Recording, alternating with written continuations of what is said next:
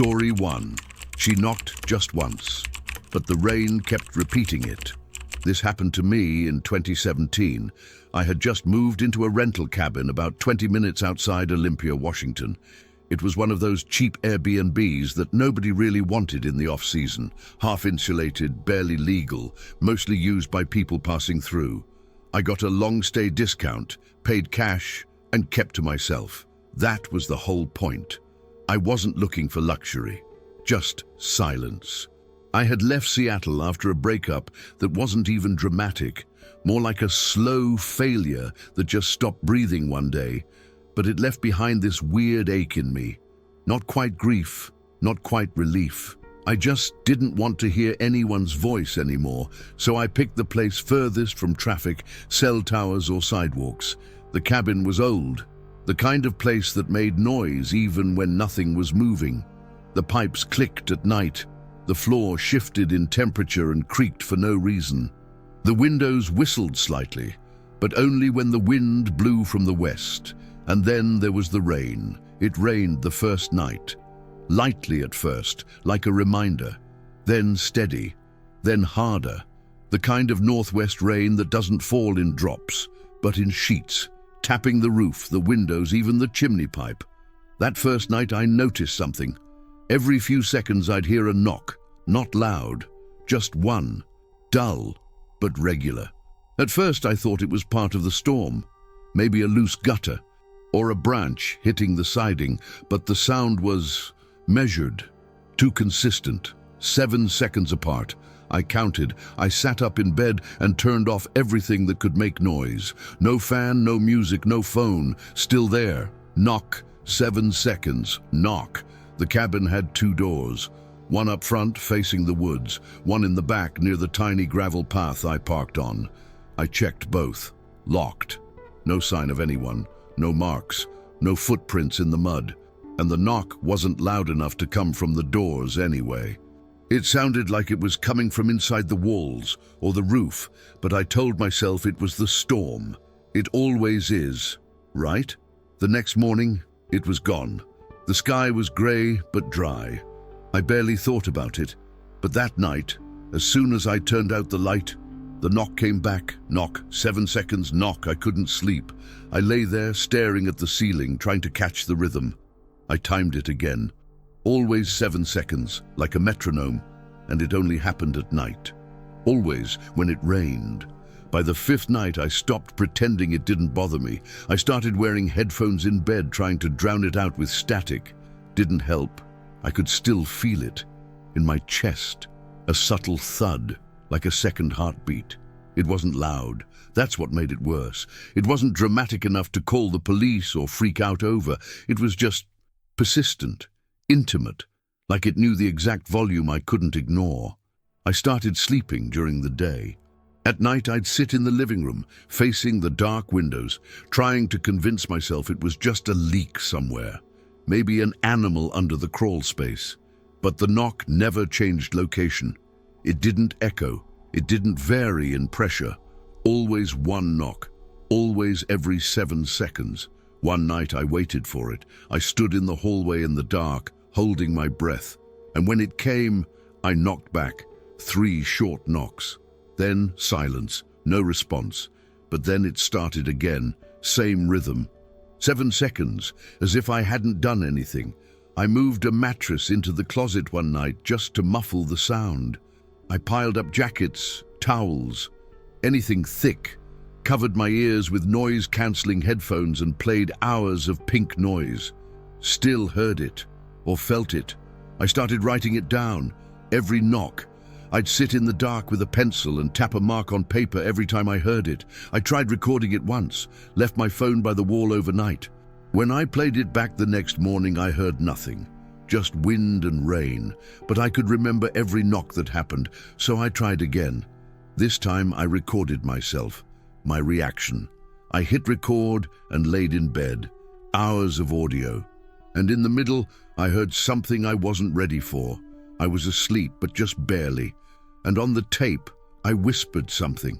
I didn't remember saying it. I whispered, "Stop." You said just once. Then silence. Then 7 seconds later, a knock. I deleted the file.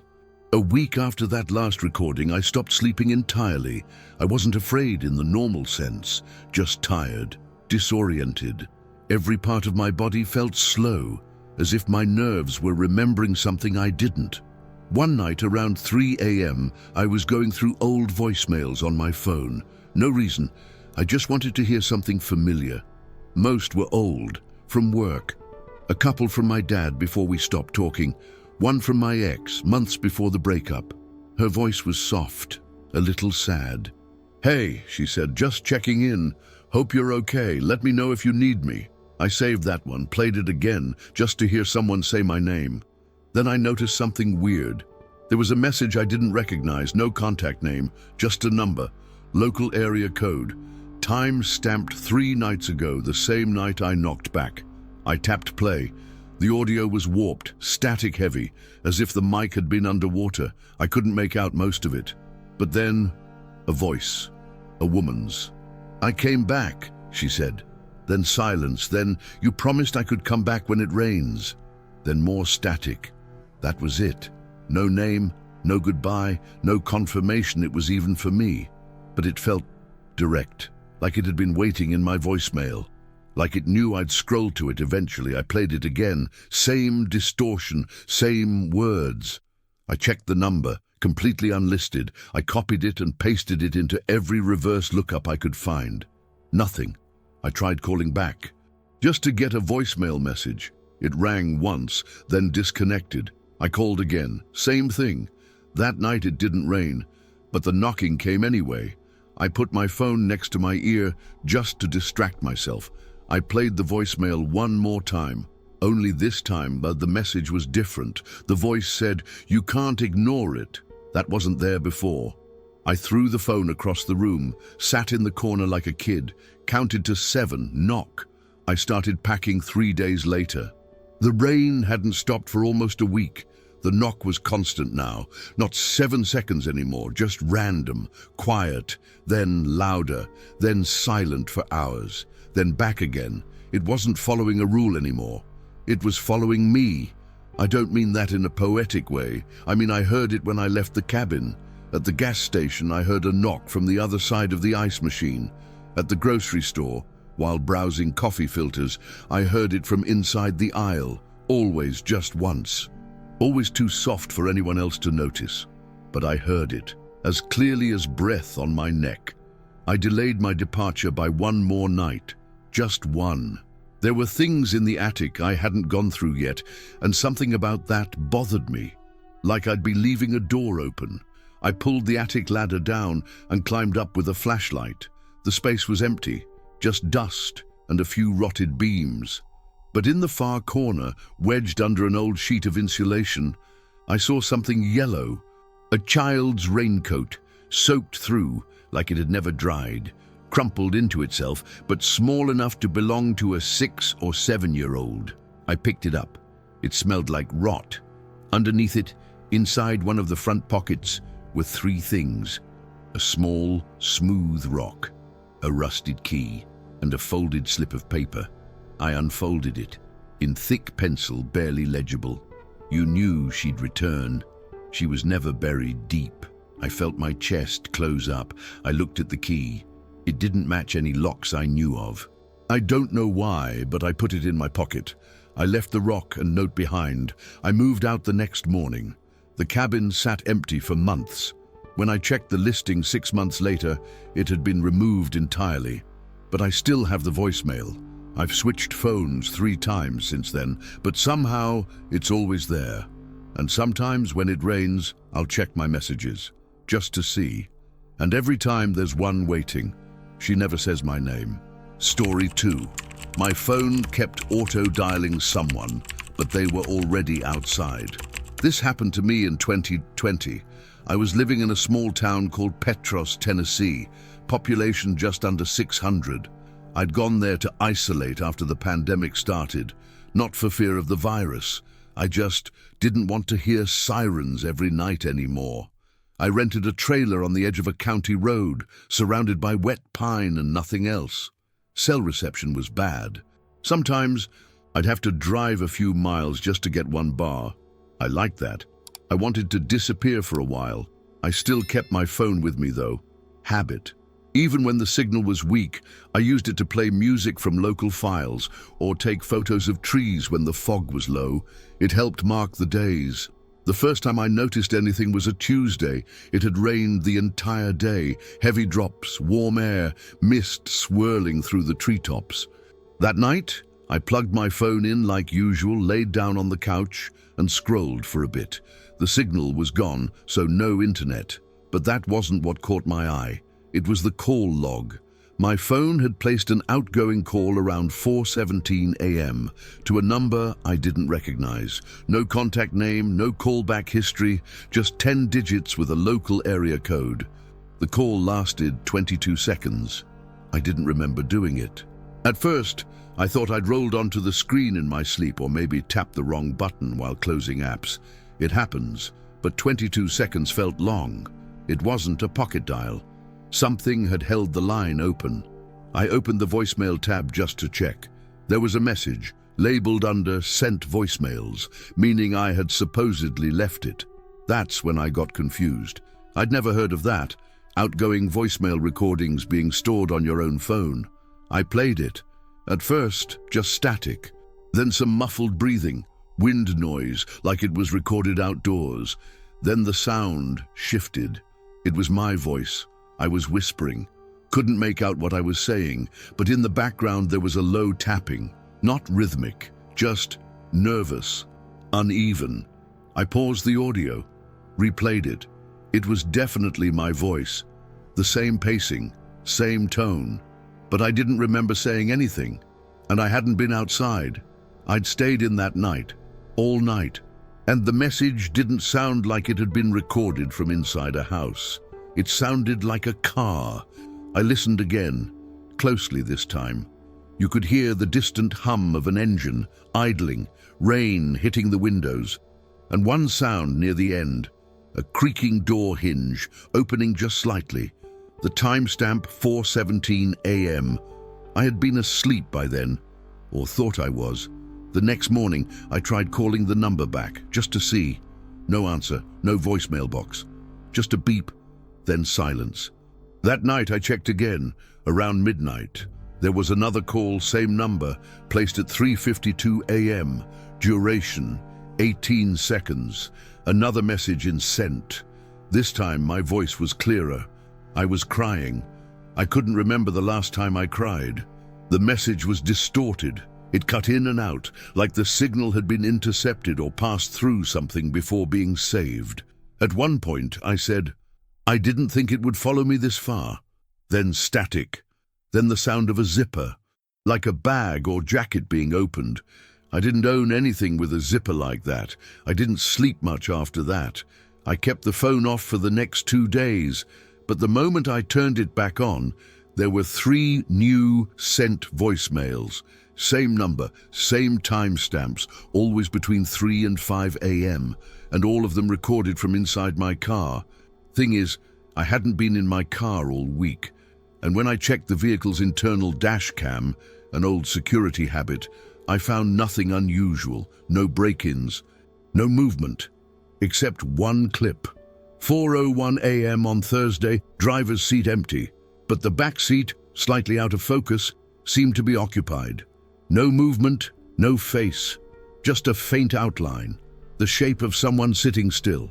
I left town the next morning. Didn't tell anyone. I packed a duffel bag, charged my phone, filled the tank, and drove west without looking back. I didn't have a destination. I just picked a stretch of interstate I'd never taken before and followed it. I figured if whatever this was had something to do with that trailer or that town, distance would help. By the time I got to Knoxville, I was exhausted. I hadn't slept more than a few hours in 3 days. So I pulled off at a cheap motel just past the industrial zone, a place with no website, no reviews, just a red neon vacancy sign blinking in the drizzle. The woman at the front desk gave me a strange look as I came in. She said, "Rough drive." I said, "Yeah, just tired."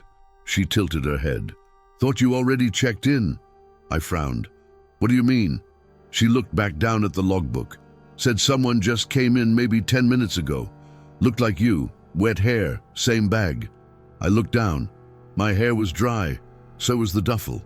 She flipped the page to show me, room 207, same last name as mine, printed in shaky handwriting, but it wasn't my signature. She paused. You don't have a sister or anything? No, I said. She hesitated for a second, then said, weird. She gave me a new room, 208, the one beside it. I walked up the concrete steps slowly, holding my breath. 207 was locked, lights off, but I could hear something faint inside. A shuffle, then the sound of a plastic hanger hitting the wall. I knocked, no answer. I knocked again, nothing. I went into my room and locked the door behind me. I didn't sleep. I just sat on the edge of the bed, phone in hand, waiting for the next call. It came at 4:03 a.m. This time the message wasn't labeled as sent, it was received, but it was still from the same number. I played it, my voice again, but the words were wrong. I was repeating something over and over. She said, wait in the car. She said, wait in the car. Then the sound of the rain, louder than before, deafening. I checked the window. The parking lot was dry. I looked down at my shoes, covered in mud. I hadn't walked through anything wet. I opened the app I used for weather, showed the storm system still stuck over Petrus. It hadn't reached Knoxville yet. Then something caught my attention. The back window of my car. From my room, I had a clear line of sight into the lot. My car was the only one parked beneath the streetlight, and for a moment I thought I saw movement in the back seat. But when I blinked, it was gone. The door to room 207 never opened. The next morning, I checked with the front desk again. The manager said room 207 was empty when they did rounds, but the sheets were damp, and the mirror had a handprint, upside down. I kept driving, town to town, always moving. I threw out the phone once, left it on a bench at a rest stop, but it didn't help. The messages kept finding me, sometimes on burner phones, sometimes via Bluetooth auto pair, sometimes through a nearby smart speaker, just flickering on for a second, always at night, always when it rained. I looked up every term I could think of: digital hauntings, audio hallucination, electromagnetic delusions.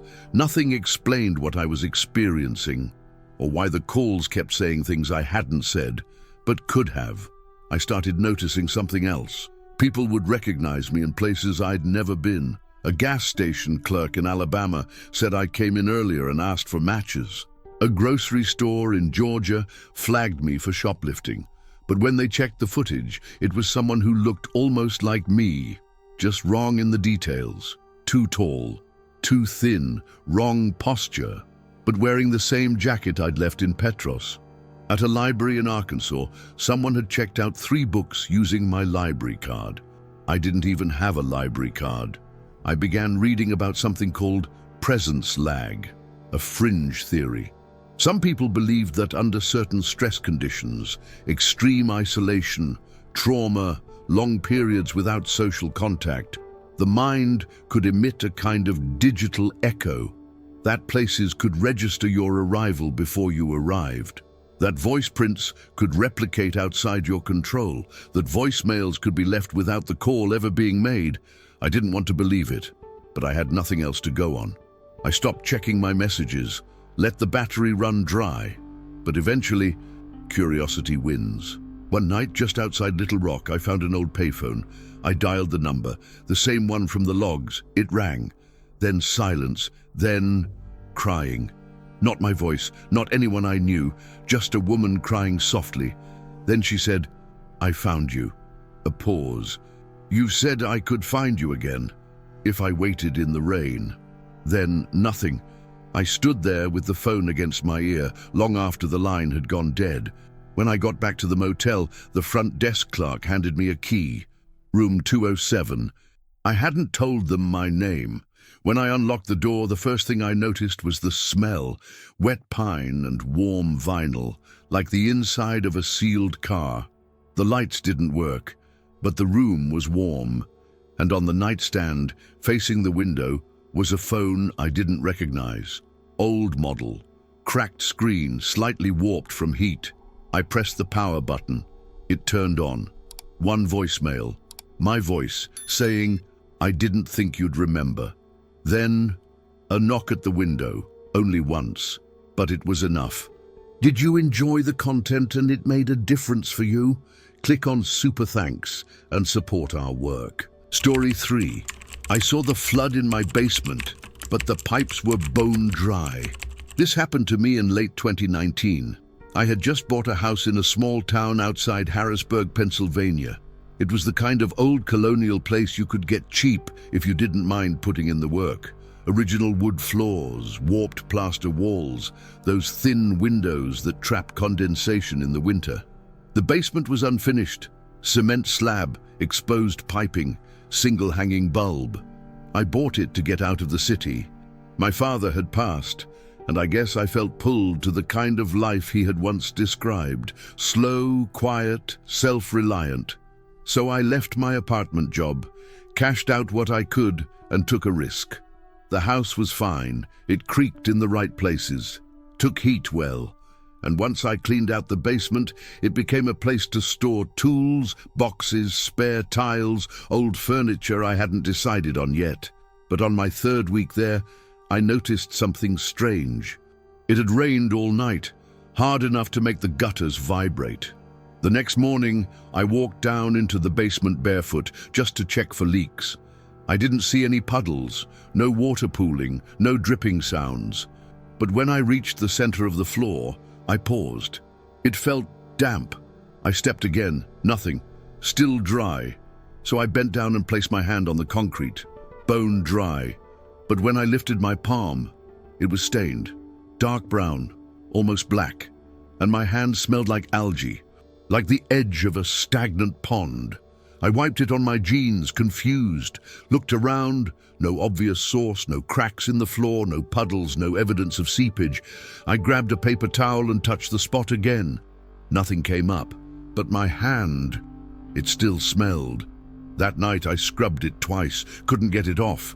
The smell wasn't just on my skin, it felt internal, like it had worked its way into the creases of my fingerprints.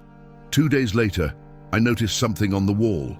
There was a section near the furnace that seemed slightly off. The paint wasn't peeling, but it had a swollen look, like the surface was pushing outward from behind. I tapped it. It gave way, slightly. Not soft like mold, soft like breath, like something on the other side was slowly exhaling. I pressed my palm flat against it. It was warm. I don't know why, but I jerked my hand back like it had stung me. I didn't go back down that night. I told myself it was humidity, something to do with poor insulation or maybe pressure from trapped moisture behind the wall. But every time I thought about that breath-like feeling, I got a tightness in my throat. The next morning, the floor was clean. I went back to the spot I had touched. No stain. I placed my hand down again. Nothing, but as I turned to go back upstairs, I noticed something near the wall, a single wet footprint, small, too small to be mine, and it was facing the stairs. After that footprint, I bought a motion light, battery-operated with a built-in camera. I mounted it on a beam near the center of the basement, aimed toward the soft section of wall. It was one of those silent security setups. No Wi-Fi, no app. Just a micro SD card that records when motion triggers the sensor. The first 2 nights, nothing. On the third night, the light triggered. 4:03 a.m. I didn't find out until morning when I checked the card. The clip was only 8 seconds long.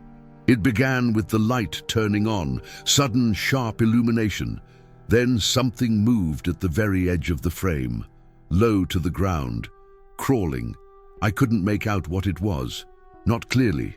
It was small, maybe the size of a child, but it didn't move like a child. There was no urgency, no stumbling, just slow, deliberate motion across the floor, almost as if it was dragging itself. And just before the clip ended, it turned. One small hand lifted. It waved. I felt sick. Replayed the clip half a dozen times, tried slowing it down, adjusting brightness, But no matter what, the shape remained wrong, distorted.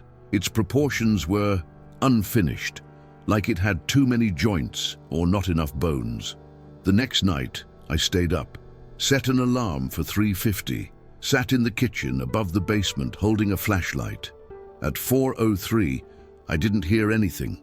No light flicker, no footsteps, no sound at all. But when I checked the SD card the next morning, another clip, same timestamp. 4:03.